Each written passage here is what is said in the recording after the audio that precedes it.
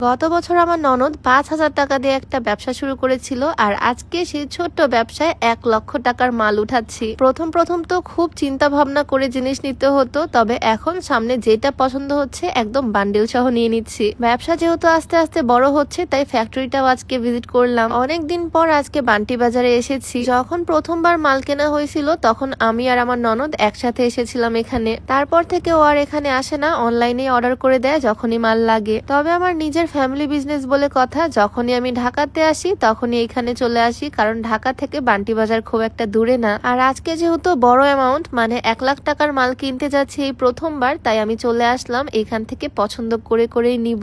এত এত কালেকশন এখানে ঘুরতে ঘুরতে প্রত্যেকবার আমার মাথায় নষ্ট হয়ে যায়। বান্টি বাজারে বেশ কিছু ট্রাস্টেড শপ আছে, তার মধ্যে একটা হচ্ছে অনন্যা ফ্যাশন। বিশাল বড় একটা শোরুম। শোরুমের এক সাইড থেকে আরেক সাইড ঘুরতে ঘুরতেই তুমি পাগল হয়ে যাবে এখানে আসলে। সুন্দর সুন্দর মিরর ওয়ার্ক করা এই গর্জিয়াস কালেকশন গুলো এইবারই আমি প্রথম দেখলাম, তাই বেশ কয়েকটা বান্ডিল এখান থেকে চুজ করলাম। আমার ননদকে এই ছোট্ট ব্যবসা শুরু করার আইডিয়াটা মেইনলি আমি দিয়েছিলাম, যেটা শুরু করা হয়েছিল ওর জমানো মাত্র ৫,০০০ টাকা দিয়ে। তবে তখন অনেক চিন্তা ভাবনা করে জিনিস নিয়েছিলাম আমরা দুইজন। খুব বেশি পছন্দ না হলে সেটা নিয়ে নি, আর প্রত্যেকটা কালেকশন দুই একটা করে নিতাম। কিন্তু আজকে দেখো অবস্থা, যেটা যেটা পছন্দ হচ্ছে একদম বান্ডিল সহ নিয়ে নিচ্ছি। ব্যবসা হচ্ছে বরকতের জায়গা, হালাল উপার্জনের জায়গা, আর সৎভাবে লেগে থাকলে সফলতা একদিন আসবে ইনশাল্লাহ। থ্রি পিস নিয়ে ব্যবসা করার আইডিয়াটা আমার মাথায় আসছিল, কারণ এইটা এমন একটা পোশাক যেটা ১৫ বছরের মেয়েরাও পরে, আবার ৫০ বছরের মহিলারাও পরে। থ্রি পিস সবাই বাড়িতেও পরে কমফোর্টেবল গুলো, আবার ঈদের সময় গর্জিয়াস থ্রি পিস কিনে। বলা যায় বাঙালি মেয়েরা এই থ্রি পিস জিনিসটা খুব ইউজ করে, তাই এই ব্যবসায় লস খাওয়ার সম্ভাবনা ছিল না। সেই জন্য আর কি অল্প পরিসরে ছোট্ট পুঁজি দিয়ে এই ব্যবসাটা শুরু করা। আর আজকে তো আলহামদুলিল্লাহ। যাই হোক, সবকিছুই তোমাদের সাথে যেহেতু শেয়ার করি, তাই এই ছোট্ট সাকসেসটাও শেয়ার করলাম। এখান থেকে আমার যেটা যেটা পছন্দ হচ্ছে সবই এক বান্ডেল করে নিয়ে নিচ্ছি।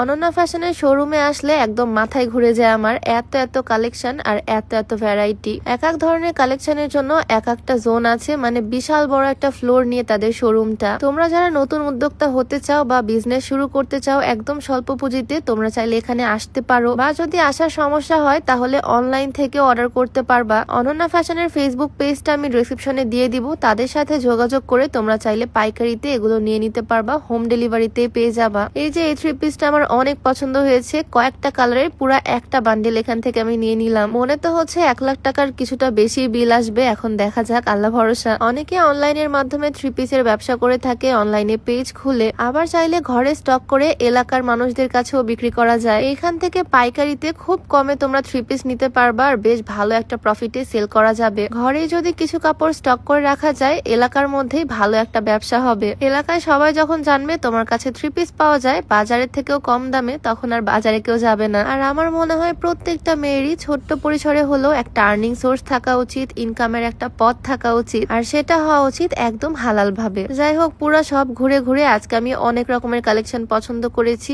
এগুলো হচ্ছে কিছু বুটিক্স এর কালেকশন, গর্জিয়াস কালেকশন থেকে শুরু করে সিম্পল কালেকশন, সবকিছু মিলিয়েই আজকে আমার কেনাকাটা হয়েছে। এই যে এই থ্রি পিসের অনেকগুলো বান্ডেল আমি নিয়েছি, এগুলোর পাইকারি দাম ছিল মাত্র ৪৫০ টাকা করে। তবে পাইকারি কম হলেও এগুলো কিন্তু বেশ ভালো একটা প্রফিটেই সেল করা যাবে ইনশাল্লাহ। এখানে বেশি ঘুরলে আমার মাথায় নষ্ট হয়ে যাবে, মনে হবে আরো কেনাকাটা করি। আজকের মতো কেনাকাটা করা কমপ্লিট। আমার ননদ ব্যাংক থেকে ১,০০,০০০ টাকা তুলে দিয়েছে। এই প্রথমবার ছোট্ট ঘরোয়া বিজনেসে এত টাকা ইনভেস্টমেন্ট হচ্ছে। যাক, সবকিছুর জন্য আলহামদুলিল্লাহ। আজকে যেহেতু প্রচুর মাল নিয়েছি, তাই সব কুরিয়ারে পাঠিয়ে দিলাম, আর তারপর চলে আসলাম তাদের কারখানাতে ডিরেক্ট ভিজিট করার জন্য কাপড় কিভাবে তৈরি হয়। যে জায়গায় এত টাকা ইনভেস্ট করা হচ্ছে সেই জায়গাটা একটু ঘুরে দেখাও তো দরকার, তাই না? এই ফ্যাক্টরিতে মেইনলি সাদা কাপড় তৈরি হয়, সুতা থেকে ওয়াশ করে তারপরে কাপড়টা তৈরি করা হয়। ফুল প্রসেসিংটা দেখে খুবই ভালো লাগলো, আর তোমাদেরকেও দেখানোর চেষ্টা করলাম। এরপরে এই সাদা কাপড়গুলোতে প্রিন্ট করা হয়, আর তারপরে তৈরি হয়ে যায় থ্রি পিস। এরপর একদিন তোমাদেরকে ফুল প্রসেসিংটা দেখাবো।